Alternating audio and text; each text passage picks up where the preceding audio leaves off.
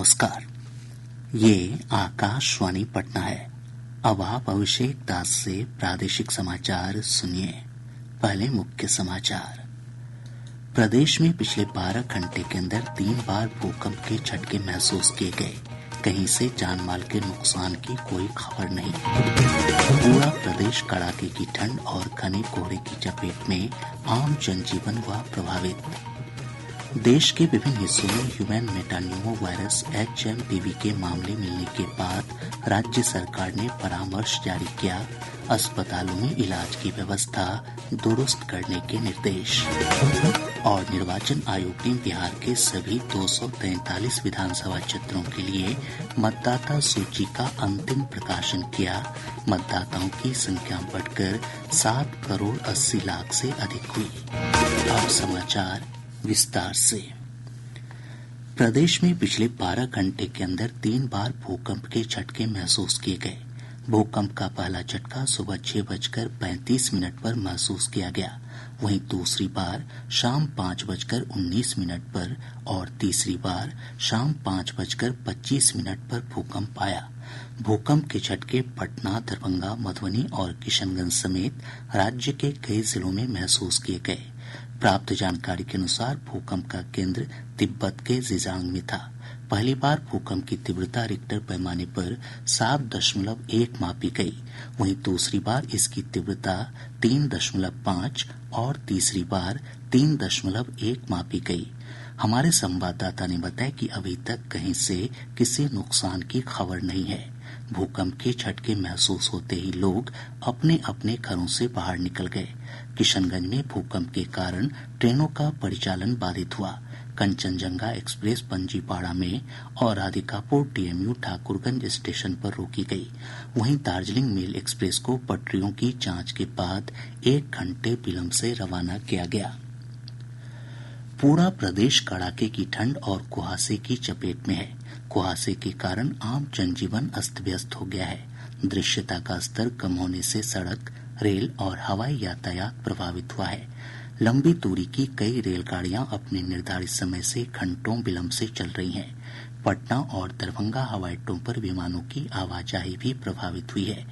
इधर मौसम विज्ञान केंद्र पटना के वैज्ञानिक ने बताया कि अगले 4 दिनों के दौरान मौसम में कोई विशेष परिवर्तन नहीं होगा। मौसम विश्लेषण के अनुसार अगले 4 दिनों के दौरान मौसम में कोई विशेष परिवर्तन की संभावना नहीं है। इस दौरान राज्य के अधिकांश भागों में घना कुहासा छाया रहने का पूर्वानुमान है। अगले 2 दिनों के दौरान राज्य के तापमान में 2 से 4 डिग्री सेल्सियस की गिरावट होने का पूर्वानुमान है। तत्पश्चात अगले 3 दिनों के तापमान में कोई विशेष परिवर्तन नहीं होने का पूर्वानुमान है। इधर 9.4 डिग्री सेल्सियस न्यूनतम तापमान के साथ छपरा लगातार तीसरे दिन राज्य का सबसे ठंडा स्थान रहा। ठंड के कारण मधुबनी जिला प्रशासन ने सभी सरकारी और निजी विद्यालयों में कक्षा 1 से 8 तक वर्ग संचालन पर 11 जनवरी तक और सहरसा जिला प्रशासन ने 12 जनवरी तक रोक लगा दी है। इस अवधि में आंगनबाड़ी केंद्रों का संचालन भी बंद रहेगा। देश के विभिन्न हिस्सों में ह्यूमन मेटान्यूमो वायरस HMPV के मामले मिलने के बाद राज्य सरकार ने परामर्श जारी किया है। एक रिपोर्ट। जारी परामर्श में कहा गया है कि HMPV वायरस के लक्षण कोविड से मिलते जुलते हैं। HMPV वायरस के लक्षण वाले मरीजों की RT-PCR जांच करवाने और ऐसे मामले को IHIP पोर्टल पर प्रतिदिन प्रतिवेदित करने को कहा गया है। साथ ही इस वायरस से निपटने के लिए सभी स्वास्थ्य कर्मियों को प्रशिक्षित करने और इलाज की व्यवस्था दुरुस्त करने के निर्देश दिए गए हैं। इसके अलावा अस्पतालों में भर्ती सांस संबंधी गंभीर रोगियों के sample national institute of virology Pune भेजने को कहा गया है। परामर्श में कहा गया है कि केस बढ़ने की स्थिति में सभी स्वास्थ्य संस्थानों में फ्लू कॉर्नर को सक्रिय किया जाए। समाचार कक्ष से मैं निखिल रंजन। इस बीच केंद्रीय स्वास्थ्य सचिव पुण्य सलीला श्रीवास्तव ने कहा है कि HMPV चिंता का कोई कारण नहीं है। राज्यों और केंद्र शासित प्रदेशों के साथ एक वर्चुअल बैठक के दौरान स्वास्थ्य सचिव ने ये बात कही। ब्यौरा हमारी संवाददाता से। स्वास्थ्य सचिव ने भारत में श्वसन संबंधी बीमारियों की वर्तमान स्थिति और उनके प्रबंधन के लिए सार्वजनिक स्वास्थ्य उपायों के साथ साथ HMPV मामलों की स्थिति की समीक्षा की। सचिव ने राज्यों को इन्फ्लुएंजा जैसी बीमारी और गंभीर तीव्र श्वसन संक्रमण की निगरानी को मजबूत करने की सलाह दी। उन्होंने आश्वासन दिया कि देश श्वसन संबंधी बीमारी के मामलों में किसी भी संभावित वृद्धि के लिए अच्छी तरह से तैयार है। राज्यों को सूचना, शिक्षा और संचार के साथ साथ वायरस के फैलाव की रोकथाम के संबंध में लोगों के बीच जागरूकता बढ़ाने की सलाह भी दी गई। आदर्श की रिपोर्ट के साथ समाचार कक्ष से करिश्मा राय। केंद्रीय स्वास्थ्य मंत्री जेपी नड्डा ने कहा है कि HMPV नया वायरस नहीं है और इसको लेकर चिंता करने की कोई आवश्यकता नहीं है।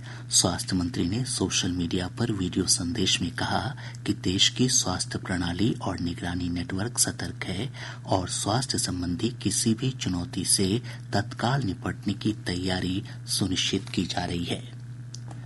सर्वोच्च न्यायालय ने बिहार लोक सेवा आयोग की 70वीं एकीकृत संयुक्त प्रारंभिक प्रतियोगिता परीक्षा रद्द करने की मांग को लेकर दायर याचिका पर सुनवाई करने से इनकार कर दिया। प्रधान न्यायाधीश संजीव खन्ना की अध्यक्षता वाली पीठ ने याचिकाकर्ता को कहा कि इस मामले की सुनवाई के लिए उन्हें पटना उच्च न्यायालय जाना चाहिए। पूर्व मध्य रेलवे ने प्रयागराज में आयोजित महाकुंभ के अवसर पर श्रद्धालुओं की सुविधा के लिए 8 जोड़ी और स्पेशल ट्रेन के परिचालन का फैसला किया है। इन ट्रेनों का परिचालन सहरसा, मुजफ्फरपुर, जयनगर, दरभंगा, रक्सौल और धनबाद से अलग अलग तिथियों को किया जाएगा। गया स्थित बिहार लोक प्रशासन और ग्रामीण विकास संस्थान बिपार्ट में आज मिशन कर्मयोगी कार्यशाला का आयोजन किया गया। इस कार्यशाला का उद्देश्य मिशन कर्मयोगी के लक्ष्यों को बढ़ावा देना था। मगध प्रमंडल के आयुक्त प्रेम सिंह मीणा ने कहा कि मिशन कर्मयोगी से सरकारी कर्मचारियों के कार्य निष्पादन क्षमता में बढ़ोतरी होगी। माननीय प्रधानमंत्री जी के विजन के अनुसार जितने भी कर्मचारी हैं भारत सरकार के और सभी स्टेट गवर्नमेंट्स के, हाईएस्ट अथॉरिटी से लेकर लोएस्ट अथॉरिटी, उनको ऑनलाइन कोर्सेज करने हैं और अपनी क्षमता का वर्धन करना है ताकि अपने कर्तव्य को वो लोग बेहतर ढंग से निभा पाएं। मुख्यमंत्री नीतीश कुमार ने आज प्रगति यात्रा के दौरान सीवान में 109 करोड़ रुपए की लागत वाली 127 परियोजनाओं का उद्घाटन और शिलान्यास किया। साथ ही उन्होंने जिले में चल रही विभिन्न विकास परियोजनाओं की समीक्षा की और जीविका दीदियों तथा स्थानीय लोगों के साथ संवाद किया। प्रादेशिक समाचार आप आकाशवाणी पटना से सुन रहे हैं। ताज़ा समाचारों के लिए आप हमारे एक्स हैंडल AIRnews_पटना पर जा सकते हैं। निर्वाचन आयोग ने दिल्ली विधानसभा चुनाव की घोषणा कर दी है। मुख्य निर्वाचन आयुक्त राजीव कुमार ने बताया कि सभी 70 सीटों के लिए एक चरण में 5 फरवरी को मतदान होगा। चुनाव की अधिसूचना 10 जनवरी को जारी की जाएगी। मतों की गिनती 8 फरवरी को होगी। निर्वाचन आयोग ने बिहार के सभी 243 विधानसभा क्षेत्रों के लिए मतदाता सूची का अंतिम प्रकाशन कर दिया है। सूची के अनुसार राज्य में मतदाताओं की कुल संख्या 7,80,22,933 है। इसमें पुरुष मतदाताओं की संख्या 4,07,63,352 और महिला मतदाताओं की संख्या 3,72,57,477 है। वहीं तृतीय लिंग के कुल निर्वाचकों की संख्या 2,104 है। मतदाता सूची के अनुसार राज्य में लिंगानुपात 910 से बढ़कर 914 हो गया है। पिछले मतदाता सूची की तुलना में इस बार 8 लाख वोटर बढ़े हैं, जबकि संक्षिप्त पुनरीक्षण अभियान के तहत 4,09,000 वोटरों के नाम विलोपित किए गए। मतदाता सूची में सबसे अधिक 2 करोड़ 4 लाख से अधिक वोटर 30 से 39 आयु वर्ग के हैं। एनडीए ने बिहार विधान परिषद की रिक्त एक सीट के लिए जदयू के ललन प्रसाद को उम्मीदवार बनाया है। पटना में आयोजित संवाददाता सम्मेलन में भाजपा के प्रदेश अध्यक्ष डॉक्टर दिलीप जायसवाल और जदयू के प्रदेश अध्यक्ष उमेश कुशवाहा ने उनके नाम की घोषणा की। विधान परिषद की इस सीट के लिए राजद के सुनील कुमार सिंह की सदस्यता समाप्त किए जाने के बाद उपचुनाव हो रहा है। भाजपा के वरिष्ठ नेता और सांसद डॉक्टर संजय जायसवाल ने राजद पर झूठ और अफवाह की राजनीति करने का आरोप लगाया है। आज समस्तीपुर में पत्रकारों से बातचीत में उन्होंने कहा कि एनडीए बिहार विधानसभा चुनाव मुख्यमंत्री नीतीश कुमार के नेतृत्व में ही लड़ेगा। लालू जी शुरू से राजनीति अफवाह झूठ की किए हैं और इसीलिए जानबूझ के एक अफवाह फैला करके नीचे के स्तर पर वह सोच रहे हैं कि कार्यकर्ताओं में कोई विवाद पैदा करें, विभाजन पैदा करें। इसी का वह असफल प्रयास कर रहे हैं। लालू जी का समय समाप्त हो चुका है। अब न चारा घोटाले का समय है, न अलकतरा घोटाले का समय है, न नौकरी देने के नाम पर घोटाले का समय है। अब राष्ट्रीय जनता दल पूरे तौर पर अप्रासंगिक हो चुकी है और लालू जी जानते हैं कि 2025 में उनकी समाप्ति निश्चित है। इसीलिए डर के मारे मुंगेरी लाल के हसीन सपने देख रहे हैं। पटना के फुलवारी शरीफ थाना क्षेत्र के हिंदुनी गांव में देर रात पुलिस और अपराधियों के बीच हुई मुठभेड़ में 2 अपराधी मारे गए। सिटी एसपी पश्चिमी शरद आरएस ने बताया कि पुलिस को सूचना मिली थी कि हिंदुनी गांव में 8 से 10 की संख्या में अपराधी जमा है। मौके पर पहुंचने के बाद पुलिस को देखते ही अपराधियों ने फायरिंग शुरू कर दी। पुलिस की जवाबी कार्रवाई में 2 अपराधी मारे गए। एक अपराधी को गिरफ्तार किया गया है। अन्य अपराधी अंधेरे का फायदा उठाकर भागने में सफल रहे। सिटी एसपी ने बताया कि मुठभेड़ में एक दारोगा विवेक कुमार को गोली लगी है, जिनका पटना एम्स में इलाज चल रहा है। अररिया जिले के अलग अलग थाना क्षेत्रों से पुलिस और एसएसबी की टीम ने 3 तस्करों को भारी मात्रा में शराब के साथ गिरफ्तार किया है। अनुसूचित जाति और अनुसूचित जनजाति अत्याचार निवारण अधिनियम के तहत अरवल के जिलाधिकारी ने एक व्यक्ति की हत्या के बाद उनकी पत्नी को सरकारी नौकरी का नियुक्ति पत्र प्रदान किया। और अब अंत में मुख्य समाचार एक बार फिर।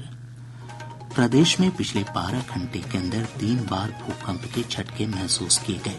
कहीं से जान माल के नुकसान की कोई खबर नहीं। पूरा प्रदेश कड़ाके की ठंड और घने कोहरे की चपेट में, आम जनजीवन हुआ प्रभावित। देश के विभिन्न हिस्सों में ह्यूमन मेटान्यूमो वायरस HMPV के मामले मिलने के बाद राज्य सरकार ने परामर्श जारी किया।